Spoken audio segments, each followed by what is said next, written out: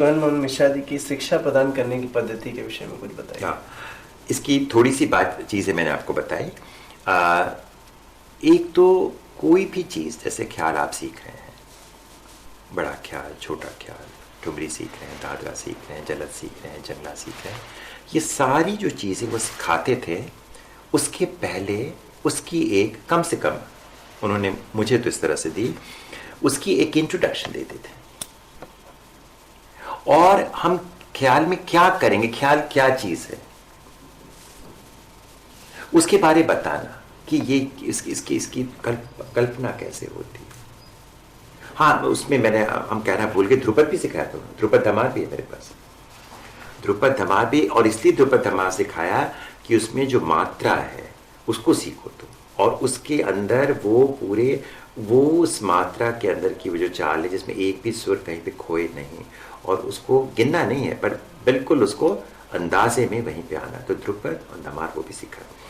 तो ध्रुपद की चीज़ें क्या है, धमार क्या है, बड़ा ख्याल क्या होती है, बड़ा ख्याल में कैसे कैसे चीज़ें, मेरुखंड क्या है, कैसे क्या करना है। फिर ठुमरी सिखा रहे हैं, बिल्कुल गुरुजी एक अलग दुनिया में है। पहले पूरी ठुमरी का भाव बता दिया, नाय का भेद बता दिया, इसमें क्या कहन क्या है, क्या चीज़ इसमें करनी है। इसको नहीं जानोगे तो एक भी बोल बनाव नहीं हो पाएगा। बोल बनाव सिर्फ सुर के कॉम्बिनेशन लेकर आगे पीछे करने से नहीं होगा। अब इस ठुमरी के इसके अंदर तुम्हें वाचिक अभिनय करना पड़ेगा। तो वो उन्होंने बताया, शुरू की चीज़ें कुछ समय तक चल रहा है, उसके बाद रुक गए एक दिन, फिर बीच में बताया कि ये चीज़ें थी, हमने ये सुना था। इसी पे सिद्धेश्वरी जी ने इस तरह के वो भाव बताए, शंभू महाराज जी थे और वो भारतीय कला केंद्र में इस तरह की चीज़ें हुई। इसमें इस तरह से सूरन भाई ऐसे कर जाती थी, इसमें ये चीज़ें होती थी, इसको भी करके देख सकते हो ऐसे। तो ये जो एक रिपत हुआ, अंग्रेजी में जो हम लोग कहते हैं कि उनके जो कोश,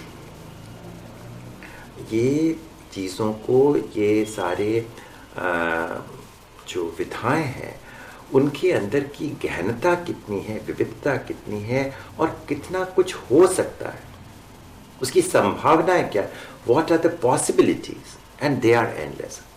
तो ये चूंकि उनको मालूम है, तो ये सारी चीज़ें वो बता देते थे और चलता था। जैसे तिलक कामोद का ख्याल, तिलक कामोद की ठुमरी, तिलक कामोद का की छोटी चीज़ें, तिलक कामोद की जलद, मेरे ख्याल से एक दफ़ा तो 8-10 महीने हम लोग रोज तिलक कामोद का, सिर्फ तिलक कामोद, नीरे भरे ने कैसे जाओ, बस वो जो स्वर का उतरना और उसके मरोड़ और उसकी चाल, बस। और कभी एक दिन भी वो नहीं लगा कि हाँ अब तो बहुत हो गया, अब तो जुल्म हो गया, अब तो इसको बंद कर देना चाहिए, ऐसी बात नहीं, ऐसी बात नहीं। क्योंकि हर रोज कुछ उसमें से नई चीज होती थी और हम बिल्कुल उत्सुक रहते थे कि आज उसका क्या, कौन सी अलग रूप हो जाए। छायानट सिखा रहे, छायानट चला, कामोद चला, और कहते थे इस तरह के रागों की चीज़ों को जब नहीं जानोगे तो बाकी सब में अगर कहीं पे उसकी छाया दिखानी है या उसमें अगर संचरण करना है तो फिर बहुत मुश्किल होगी। तो इसको सब सीख लो, देख लो, छोटी छोटी बंदिशें उसमें करके गला जो होता है उसको मजवा लेते थे। तो ये उनकी एक खास चीज़ थी। और तालीम में, हाँ, और एक चीज़ गा के बताते थे, बजा के बताते थे। और मान लीजिए कहीं पे कोई चीज़ हम सरक गए, कोई गलती हो गई, तो सिर्फ उस चीज़ को उसमें बजा देते थे हारमोनियम में, और एक सुर में 2-3 बार वो बस रीड में दबा देते, बस उतना इशारा काफ़ी होता था कि आप अपने उस जगह पे आ जाइए। पर इसके अलावा कभी भी एक दिन कोई डांट पीट हमें तो नहीं पड़ी।